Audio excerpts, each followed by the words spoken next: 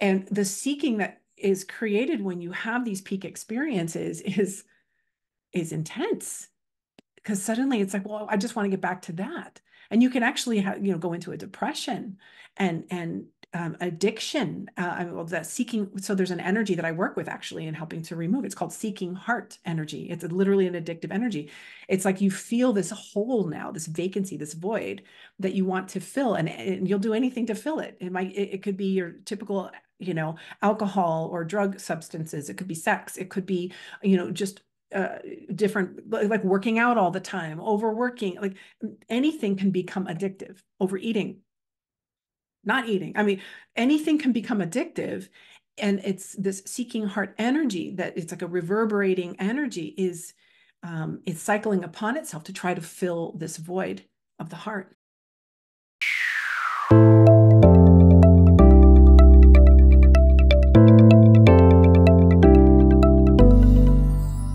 Hey there, Alex here. Welcome to another video. I want to talk today a little bit about being initiated onto an awakening journey.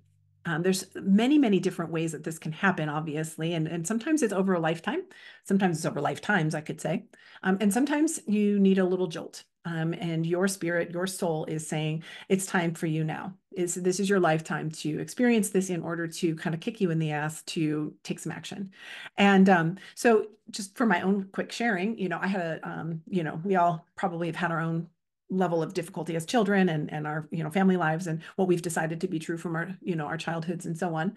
And certainly I did. And I've always prided myself on the fact that yes, although I didn't play much on the ball field, I was on the therapy couch at like 8 years old.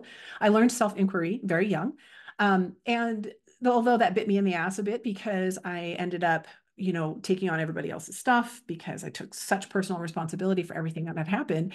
I ended up kind of with a lot of limiting beliefs about myself, really thinking that I was broken and that I always needed to be fixed. And so I was constantly seeking and seeking and seeking. So this may resonate with you. If it does, give me a little comment or a thumbs up on this thing, because we're going to talk a bit about that.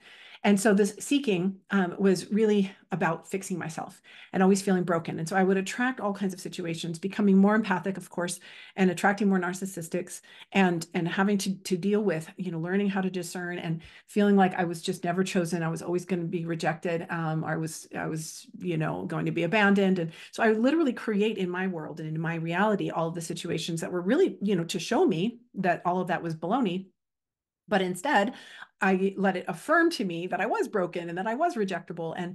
And so it was, self-fulfilling. And that's kind of how things can happen. So it wasn't really awakening me, was it? No, but it was putting me on a seeking path. I knew there had to be something, to fix me at least.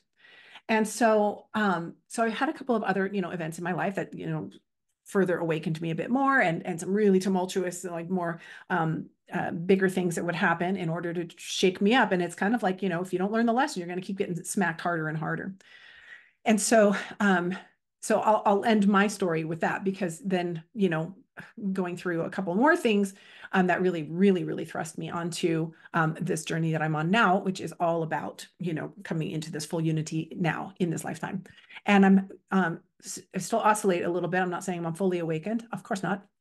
I don't know that there is such a thing as fully awakened. I think we're going to be continuing on this path for some time. But in my goal of really not just maintaining, but sustaining Christ consciousness, unity consciousness, I'm in the maintenance realm now, where I'm in it. And then sometimes I dip out, but I'm in it. And then I dip out. And then, so I'm in the maintenance right now. I'm not in the sustenance yet, but we're getting there. So anyways, I won't go more into that right now. What I do want to talk about is what happens when we have peak experiences that are like a glimpse of what that unity is. And then we fall out of it. Woof, talk about kicking up that seeking energy, right? So some people have what's called an inner conjunction, which is a kundalini rising that can be ecstatic, right? And that kundalini will rise and they'll experience this complete bliss out unity and craziness. And that may last for some time. They may have samadhi experiences that last for 2 weeks, even just a moment to 2 weeks, these peak bliss out moments. Someone might have a plant medicine, ceremony or a few and learn a ton and see the world, see the reality of things in higher dimensions. And and so on. You might even just go to a conference and have all these new ideas that just resonate and sing to your soul because there's a resonance with your soul. And you want to claim that new timeline, that higher version. And you know you can because you feel it and it's an experience. But then these things come back down. Even a kundalini awakening, there's 7 kundalini risings that happen in that process. It's not just a one-time gig, guys. You might have one experience, but it's a process. There's layers in different bodies for this to get through in order to get into sustenance of that unity. And so when we come down from these experiences, we have this gravity, as Joe Dispenza says, Dr. Joe Dispenza says, it's the habit of being yourself, pulling from the past memories and recreating that in the future, and not being in the present moment, not knowing how to alchemize and shift out the fear-based energies and memories and distortions and identities and all of the things that we have been controlling out of fear and separation and duality. It takes time to clear all of that stuff. And so the habit gravity of that is it's heavy. And the seeking that is created when you have these peak experiences is intense, because suddenly it's like, well, I just want to get back to that. And you can actually go into a depression and addiction, that seeking. So there's an energy that I work with actually in helping to remove. It's called seeking heart energy. It's literally an addictive energy. It's like you feel this hole now, this vacancy, this void that you want to fill, and you'll do anything to fill it. It could be your typical, alcohol or drug substances. It could be sex. It could be, just different, like working out all the time, overworking, like anything can become addictive. Overeating, not eating. I mean, anything can become addictive. And it's this seeking heart energy that it's like a reverberating energy it's cycling upon itself to try to fill this void of the heart. And so the work around the heart is so important. In fact, it's this seeking heart energy that is very often what will then also pull from different emotions that are trapped in the body and wrap them around the heart and create an actual wall around the heart in order to protect us from more pain. We're already in this pain. So these things are tied together. We might have another thing that can bring us into awakening are not necessarily these peak experiences, but just the opposite, a diagnosis or a death of a loved one close to you or a child.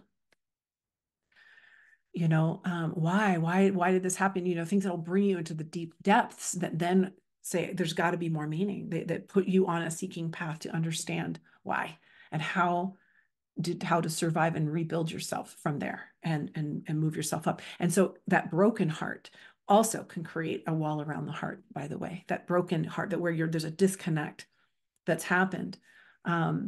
It's heartbreaking to think about. And so as we are now in this stage of awakening where the frequencies on the planet are rising and they're pressing against all the lower denser energies, as we are alchemizing this ascension, this moving up is basically a reconfiguration and an upgrading of our nervous system. And so all of this seeking heart energy, this broken heart, all of the distorted ways that we see the world or have identified, these things they're wanting to move themselves out. They are being challenged, if you will, and we're feeling that acting up. So just understand that that's kind of what's happening. And that the key here is to learn to manage your moments, moment to moment to moment, and to allow things to be what they are and to see them with the eyes of love. Why is this coming to me now? Can I accept this now? And then choosing the timeline you want. I want this. I want to feel peace right now. How can I see this with love? Is there something I'm supposed to learn? Okay, show me that. But allowing the feelings to alchemize and move out, and then see them through the eyes of love, that this is here to move out of me right now. Thank you. Even if it doesn't feel good, don't judge it as not feeling good. Just say, I prefer to feel better, and thank you for coming up to be cleared. If there's something I'm supposed to learn, let me learn that. And you just keep moving towards that. It's not a seeking anymore to try to become something different. It's an unbecoming, it's an undoing of all of the things that we've separated ourselves from the truth. That have made us separate from the truth, that where the world of duality, we just chose incorrectly. That is what to sin is, to miss the mark. We just missed the mark. We chose to separate ourselves and move away from those things rather than allowing them into the wholeness of just reality of the heart. And we're moving into, again, the heart. So I think we'll leave it at that for now. So it's an amazing, beautiful time that we're in. And whatever that initiation might be or have been, or if you've had that, just recognize that your soul's ready. It's ready now for this journey. If you want any help or assistance, especially around removing that heart wall, putting the broken heart back together, or eliminating some of the seeking heart energy, this is my favorite place to work with people. More information about that in the description below. But just know that you're not alone, and make sure you subscribe, because there'll be a lot more about how you can alchemize this energy, and that any other way that I might be able to help you, I will certainly do so. Thanks so much, and I'll see you in the next video.